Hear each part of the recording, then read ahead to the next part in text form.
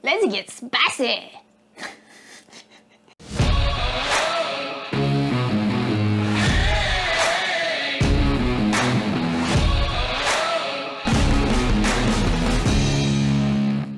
All right, it is time to finish off that Acermethecyserglin. After 2 weeks, our reading was 1.000, as you can see from the photo I'm showing you right now. It's been 5 more days. Time to take our secondary reading on our Acermethecyserglin.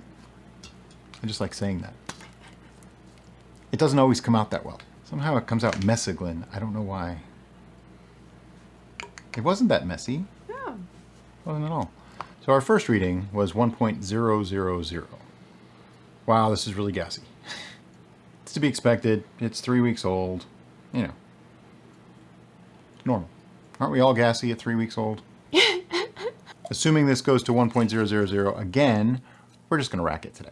And sure enough, it is 1.000, so we're just going to rack this. And we're going to rack it to a wide mouth because, well, it's a little bit here. There's a little bit of lease in there, as you can see in the photo. So I don't want to have too much headroom. Not that it's a super big deal, but I don't want to have too much, so I'm going to use a slightly smaller container. Now, some people do not pour this into their vessel. Some people will throw this away, some people will drink it.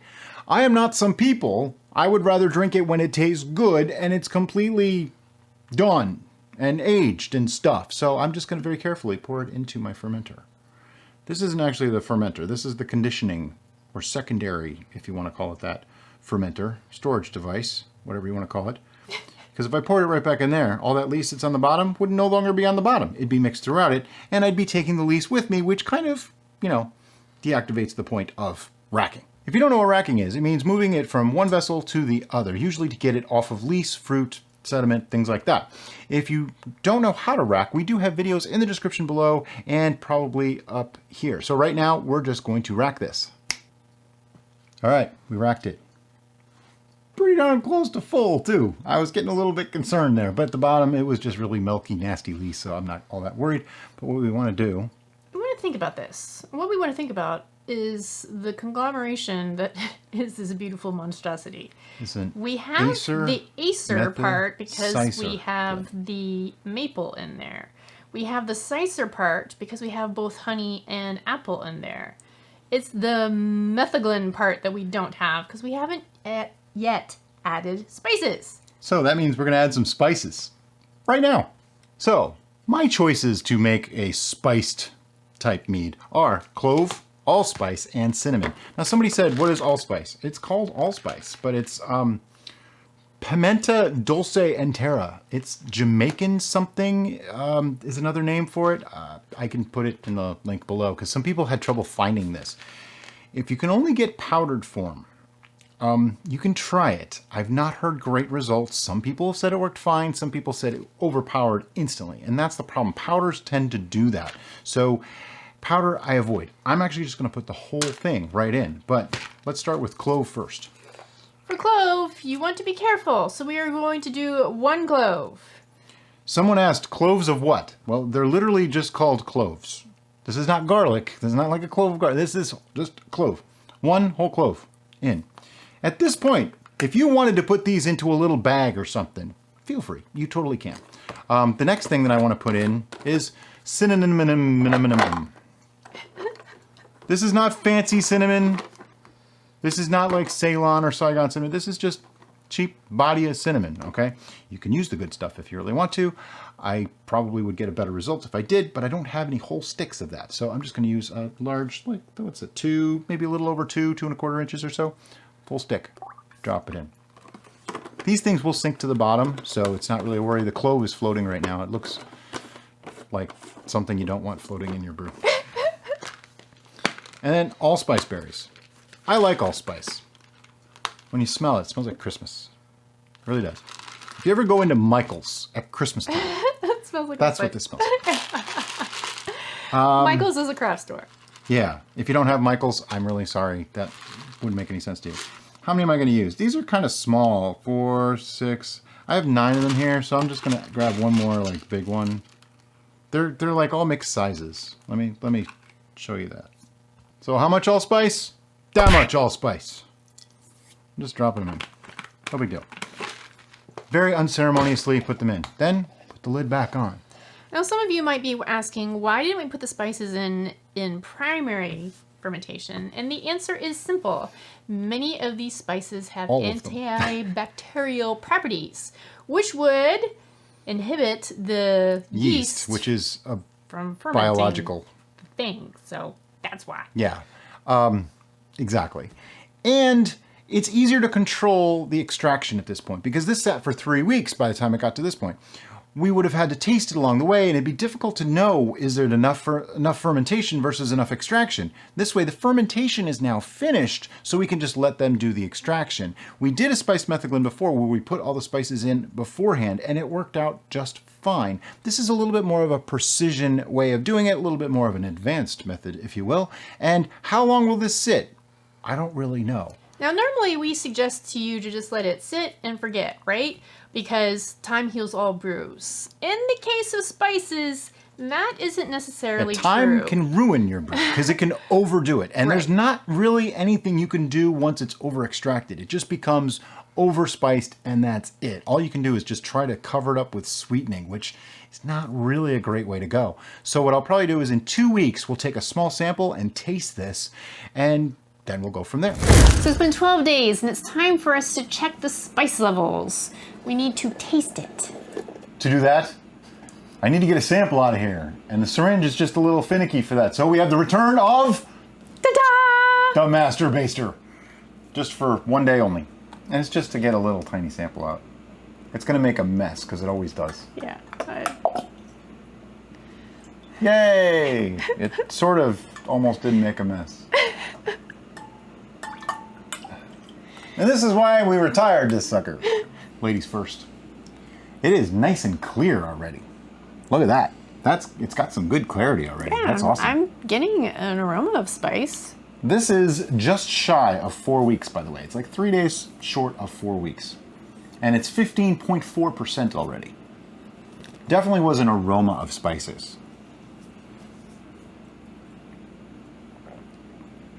Wow. It needs some sweetening. It's very dry. Yeah, but the spices are coming through. I think the spice might be good at this point already. One more small taste for science. I mean, you're the metheglin king, so is it spicy enough for you? That's really hard to say. I get a combination of the apple, like that weird malic acid thing that happens with apples. I can taste a little bit of maple, but not a tremendous amount. And the honey character is not really there yet. This tastes very young. The spices come through harsh because it's not sweet. When you have a dry brew with cinnamon and things like that, it just doesn't taste sweet. Right. So what do you think about back sweetening this with the maple syrup? That's what I'd like to do. Okay. We're not going to do that today, though. I think this can sit another week. Okay. I get the clove, but I don't get the cinnamon and allspice yet. Which... Do we want to snag the clove? It's right here. I don't think it's going to do that much more. Okay. I'm not saying it's bad. Just that's about the only spice I really taste. So I think I'd like it to be a little bit more, a little bit more punch of spice. So yeah, we'll let this go like another week. It's been 10 days, so let's take another little taste and see if the spices are spicy enough. There's enough meth in our metheglin, spice in our Cicerglin. Just sounds wrong. Yeah, I may have to cut that. I definitely get spices on the smell now. I like the way they smell. Go ahead and take a sip. It smells like my metheglin. It really does. Definitely drier than my metheglin though. That is really good. Yeah.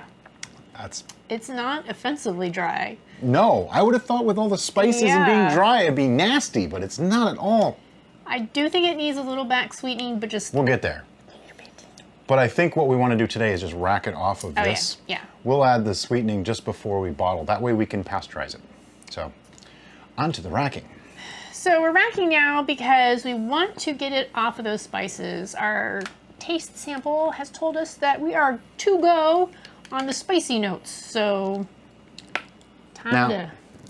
being that I know there's only a little bit of least in the bottom here, and I know it's going to sit for a little while before we rack and bottle, I'm going to take a risk and take that cap off so it gets a little bit lower and I get more out because I like this. And the way you rack, it's just moving from one vessel to another. We use the auto siphon. Like I said, I took the cap off the bottom. We put that in there, and we actually have to move this to another area. It needs to be lower, and we'll just get it started. If you have questions on how to rack or bottle, we have full videos explaining all of that. We just, here's how you do it. This is the basic gist. Okay, we racked it to a pitcher this time, and there's a reason for that, because I wanted it to go back into one of these guys, and this was the only one we had left, other than the one that has kombucha written on the front of it. And I really didn't want to use that for this video. For our own use, it's different, but showing you guys, we want it to look all presentable and stuff. So we are going to rack it now from there back into this pitcher. So you can use the same container over again, just wash it out in between. That way it's all good, right? And don't forget to sanitize. Yes, sanitize. Everything. Your hands, the air, everything. All right, so we're just gonna put the airlock and cap back on. It's gonna go sit on the shelf for, I don't know, a week or two, and we'll be back to show you what it looks like then. So about 3 weeks ago, we put this into conditioning phase, or secondary fermentation, even though to me, that's a misnomer because it's not fermenting anymore. It's done, we made sure of that. I call it conditioning because that way it's conditioning. It's getting ready for the next step. So it's clearing out. All the other stuff is just going away and falling to the bottom. So today we're going to rack it to a pitcher, and that way we know how many bottles to put it in. As always, when we're racking, we like to use an auto siphon. There are many ways to do this. In our case, the auto siphon seems to be the most convenient. Normally what I'd like to do is assess the amount of lees at the bottom. There's pretty minimal here, but there is a little bit, so I'm going to leave the cap on. That lets me get about that far from the bottom. And then all we do is we put the other end into the pitcher, which is down below. And here, hold that for just a second. I need to move this just a touch closer. You want to be really, really careful when you're moving these things if there is any lees in the bottom, because nobody wants lees in their final product. And of course, as usual, everything has been sanitized, including our hands. Yes. And I go about halfway down, get that started, and then I'm going to very, very gently move this down to the bottom of the fermenter so as to not disturb the lees, and we let it rack itself. One thing, once you have this ready to bottle, before you actually put it in bottles, make sure it's ready for that. What I mean by that is take a taste, okay? The only way to know if it really works for you is to give it a sample. And I mean, hey, that's what you do as a brewer, it's one of the benefits of being a brewer.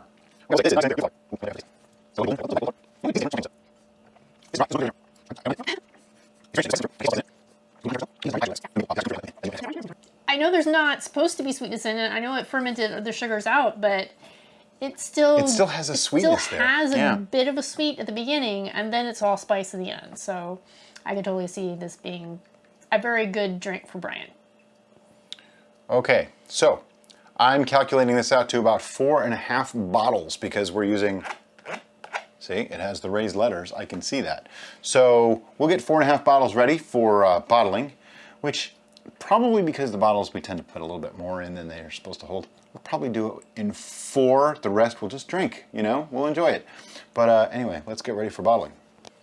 All right, so for bottling, really simple. We use the auto siphon again. I add what's called a bottling wand to the end of it. Just stick it on there about a good 1/2 inch or so. It has a stem valve on the end. Some of them have springs, some of them don't. I like the one with the spring. I call it the springy thingy. And when you push down, the liquid flows. When you lift up, the liquid doesn't flow anymore. So this goes in the bottom of a bottle. This, without the cap this time, goes in here. Now, I left the cap off because I know there's no sediment in here. We just racked it all off. So now I can go all the way to the bottom, get it started, and that's it. Now, take over the bottling.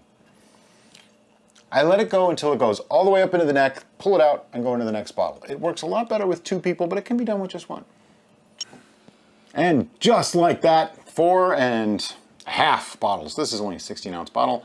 This will be our taster. One of these will go away for a whole year, and we'll be back to see how this one ages. The other 3, I'm gonna drink them, because I like this. One thing that you want to do is put a label on these, because if you don't, you might have a mystery mead that you have no idea what it is, which could be interesting, or could be very, very bad. I usually just put the date that it was started, the date that we bottled. I put the final ABV, the final gravity, just because a lot of people ask for it. You don't necessarily have to put that on your own bottles. And that's about it. And, oh, what it is, too. The name. Yeah, the name. You know, names. But that way, it's just the basic information. Maybe I'll throw up a quick label of what we put on our labels here. But on to the tasting. Alright, so now that we have a bottle, we can give our proper final analysis of what we actually think about this beverage. After labeling it, Brian decided that it is now the AMCG because writing... Acermethecyserglin, oh my god. It's just too much to write, especially with a blunt Sharpie. It's not a Sharpie anymore, it's a bluntie. Trying to write that across a piece of masking tape, no. That's my story, I'm sticking to it. Color. It's pretty. This is really clear. Nice and pretty. It's that great mead color, the amber color. Yeah, definitely is the color of mead. Yeah, it's beautiful. On the aroma, it's all spicy. Yep. Spices. Spicy. A little bit of honey. Definitely get a little bit of honey. Just a touch of it. Which is interesting because the spices are usually quite powerful, so they can overpower the honey. If I hunt for it because I know what's in there, Citrus. I can get some apple. Oh, I don't really get apple. But I think it's my brain telling me that there's apple in there and thinking about spice. Oh, it's apple pie spices. Apple, yeah. I even get a touch of the maple syrup. I wasn't sure if I was going to or not. Yeah, there's that. Based off of the previous taste, I wasn't really sure I got much maple syrup. It's that almost earthy note. Yep. Definitely there. I'm giving it a taste. Again, this tastes sweeter than it is. And now that I'm remembering what the heck we made, I'm attributing that to the apple. And apple cider, even when it goes dry, it has this weird juicy fruit sweetness kind of thing going on. But it's not like overly ripe apple. It's like the green apple kind of juicy thing, right? Yes.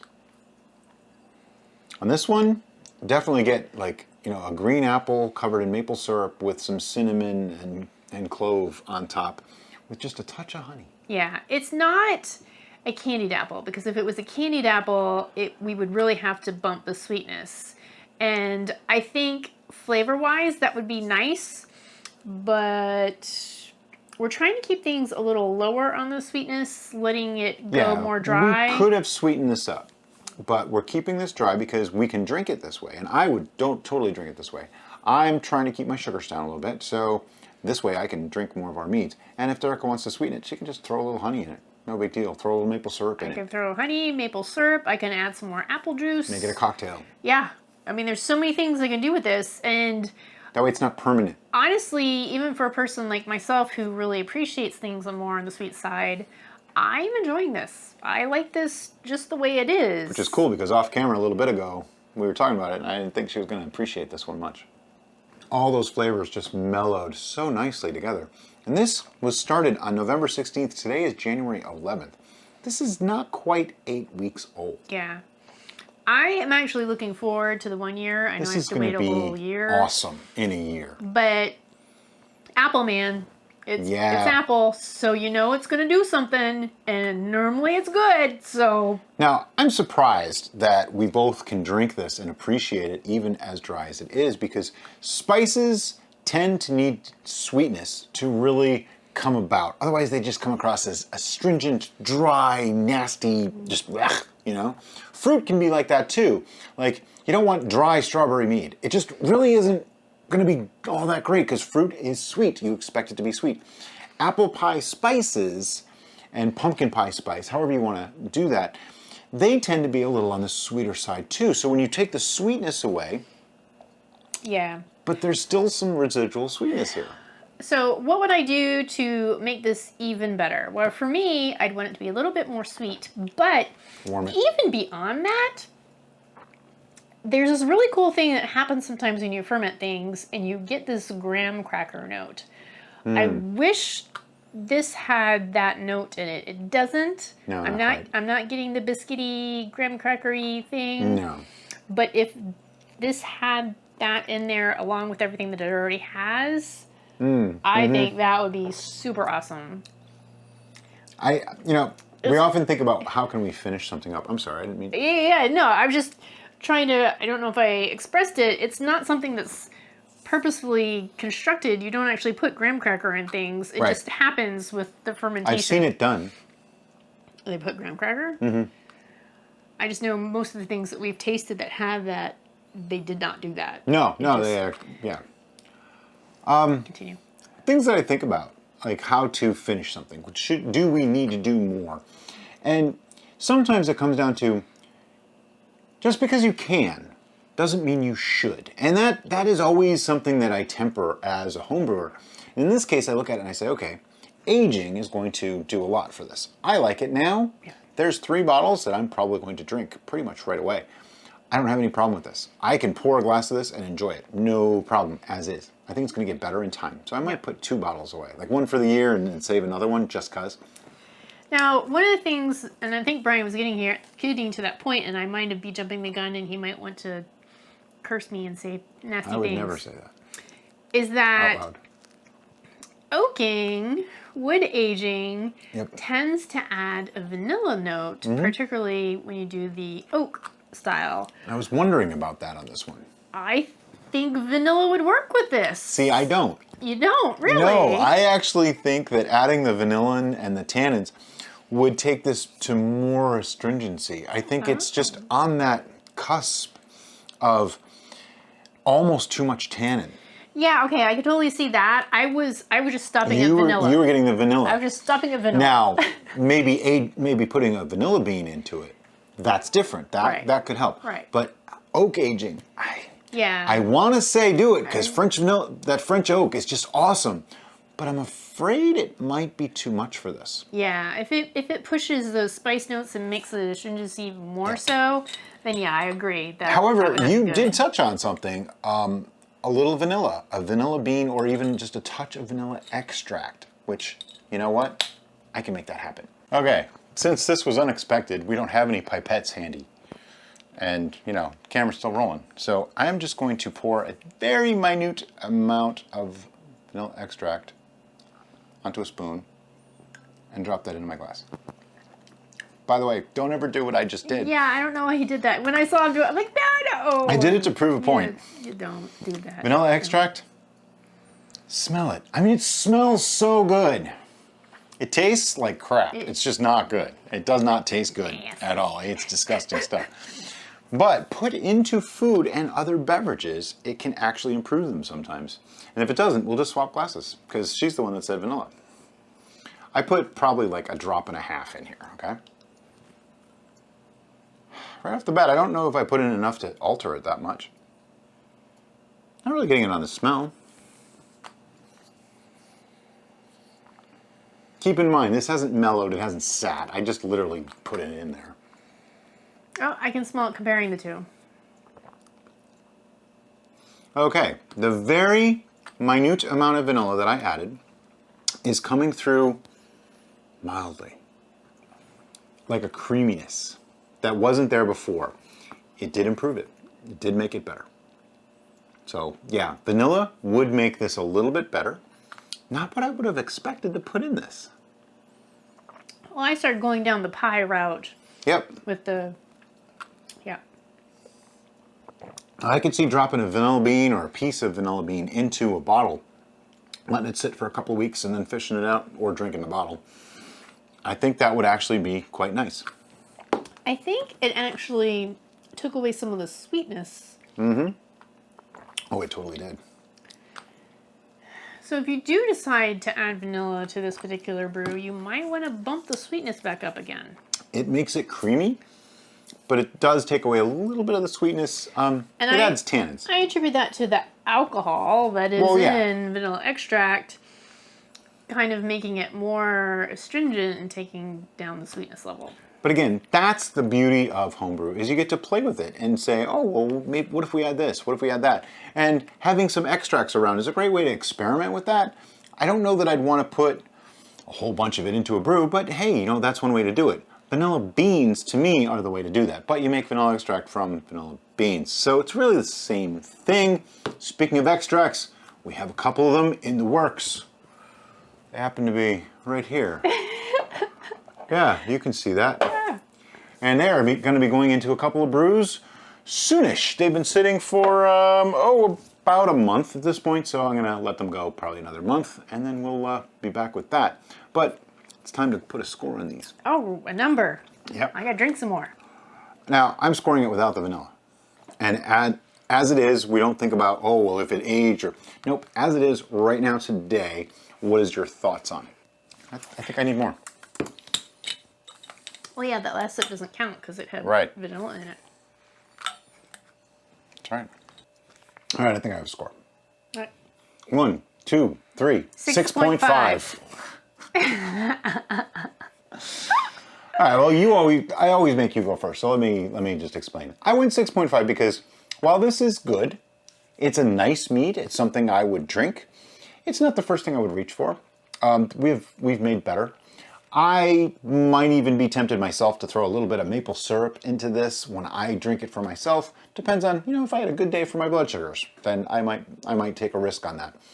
I think aging is going to benefit this a lot. I think the apple in this might be bringing it down just a touch. The malic acid might be making it a little bit too astringent, a little bit too acidic, and that could be impacting the flavors. As it ages more, all those things mellow together, comes out a little bit better. I've been told and seen it that maple tends to go away and come back over time. So with a little more maple in this, I think this would be lovely. That's my gist. That's why I went 6.5. I couldn't justify going higher, but I didn't want to go any lower either because it is definitely a drinkable thing, and it's certainly better than some of the other drinkable things that we've made. Yeah. If you see, I was over here being the bobblehead because I was agreeing with everything that he had to say. The only thing I would add to that is that there's a strange phenomenon that occurs when, for me at least, when I'm drinking a beverage, particularly an alcoholic beverage. It doesn't mean if it's a cocktail or straight or whatever. The more I drink it, sometimes it just kind of flatlines. And this one was flatlining for me. And I found that really interesting because at the beginning it was like, oh, it's apple, oh, it's spice, oh, it's this, oh, it's nice. And now I'm like, it's kind of, But it's also not so much your wheelhouse. Right. It isn't very a shining example of things Derica likes, but I just found it weird the more I was just tasting it, the more those notes of the spice and everything that was popping forward just kind of flatlined. Well, there is alcohol in it, so you're probably getting used to the alcohol too. Right. And so I'm using the term flatline rather than meld, because melding is when everything starts to play nicely together and just blend. You just sort of lost all the peaks. This just kind of like, yeah. I can understand that. You were acclimating to I was acclimating to it, and it was starting... Not in a good way, though. Yeah. Yeah, that's interesting. I guess that happens. You know, you get used to something. But from the beginning sip, I was higher than a 6.5. Well, I'm looking forward to this in 1 year. I am definitely looking forward to this in a year. As always, guys, though, thank you so much for watching, and have a great day. Bye-bye.